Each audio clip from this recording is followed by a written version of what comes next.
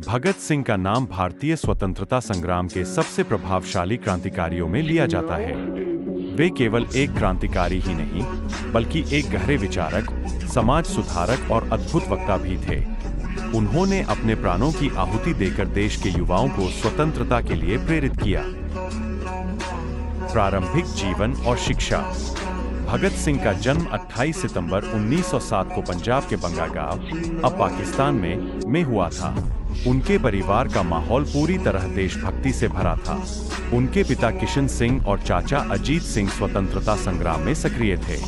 इसी कारण से भगत सिंह के भीतर बचपन से ही देशभक्ति की भावना जागृत हो गई। वे बचपन से ही बहुत जिज्ञासु और पढ़ाई में रुचि रखने वाले छात्र थे। उन्होंने लाहौर के नेशनल कॉलेज में प्रवेश लिया, जहां वे इतिहास, राजनीति और समाजवाद से जुड़े विचारों से प्रभावित हुए। कार्ल मार्क्स, लेनिन और रूसी क्रांति के विचारों ने उन पर गहरी छाप छोड़ी। जलियांवाला बाग कांड और क्रांति का बीज। 1919 में हुए जलियांवाला बाग हत्याकांड ने भगत सिंह के मन को झकझोर कर रख दिया। उस समय वे मात्र 12 वर्ष के थे, लेकिन इस घटना ने उनके अंदर क्रांति की ज्वाला भड़का दी। उन्होंने जलियांवाला बाग जाकर वहां की मिट्टी उठाई और उसे एक बोतल में भरकर घर ले आए, ताकि वे हमेशा इस घटना को याद रख सकें। Hindustan socialist republican association (HSRA) से जुड़ाव। 1925 में Bhagat Singh Hindustan republican association (HRA) से जुड़े, जिसे बाद में Hindustan socialist republican association (HSRA) नाम दिया गया। इस संगठन का उद्देश्य ब्रिटिश हुकूमत के खिलाफ सशस्त्र क्रांति करना था। उन्होंने चंद्रशेखर आजाद, सुखदेव, राजगुरु और अन्य क्रांतिकारियों के साथ मिलकर कई योजनाएं बनाई। लाला लाजपत राय की हत्या का बदला। 1928 में साइमन कमीशन भारत आया, जिसका भारतीय नेताओं ने विरोध किया। इस विरोध प्रदर्शन में लाला लाजपत राय भी शामिल थे। ब्रिटिश पुलिस अधीक्षक जेम्स ए स्कॉट ने उन पर बेरहमी से लाठीचार्ज कराया, जिससे लालाजी की मृत्यु हो गई। भगत सिंह, सुखदेव और राजगुरु ने इस अन्याय का बदला लेने की ठानी। हालांकि यह स्कॉट नहीं था, लेकिन भगत सिंह और उनके साथियों ने इसे ब्रिटिश सरकार के खिलाफ अपनी लड़ाई का हिस्सा बना लिया। असेंबली बम कांड 1929। भगत सिंह और बटुकेश्वर दत्त ने ब्रिटिश सरकार की दमनकारी नीतियों के खिलाफ 8 अप्रैल 1929 को दिल्ली की सेंट्रल असेंबली में बम फेंका। उनका उद्देश्य किसी को नुकसान पहुंचाना नहीं था, बल्कि ब्रिटिश सरकार को चेतावनी देना था कि भारतीय युवा अब अन्याय के खिलाफ आवाज उठा रहे हैं। बम फेंकने के बाद उन्होंने भागने के बजाय वहीं खड़े रहकर इंकलाब जिंदाबाद के नारे लगाए और खुद को गिरफ्तार करवा लिया। उनका यह साहसिक कदम पूरे देश में चर्चा का विषय बन गया।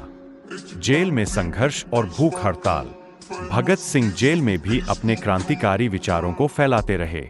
उन्होंने भारतीय कैदियों के साथ हो रहे भेदभाव के खिलाफ 116 दिनों तक भूख हड़ताल की। इस दौरान उनके साथी जतिन दास की मृत्यु हो गई, लेकिन भगत सिंह ने हार नहीं मानी।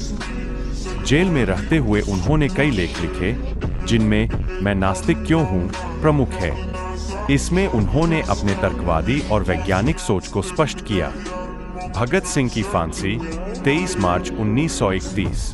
ब्रिटिश सरकार ने भगत सिंह, सुखदेव और राजगुरु को लाहौर षड्यंत्र केस में दोषी ठहराया और फांसी की सजा सुनाई। उन्हें 24 मार्च 1931 को फांसी दी जानी थी, लेकिन ब्रिटिश सरकार ने डर के कारण इसे 23 मार्च 1931 की रात ही कर दिया। जब जेल अधिकारी उन्हें फांसी के तख्ते पर ले गए, तब वे मुस्कुराते हुए मेरा रंग दे बसंती चोला गा रहे थे। उन्होंने हंसते हंसते फांसी को गले लगाया और अपने प्राणों की आहुति दी। भगत सिंह की विचारधारा और विरासत। भगत सिंह सिर्फ एक क्रांतिकारी ही नहीं, बल्कि एक समाज सुधारक और विचारक भी थे।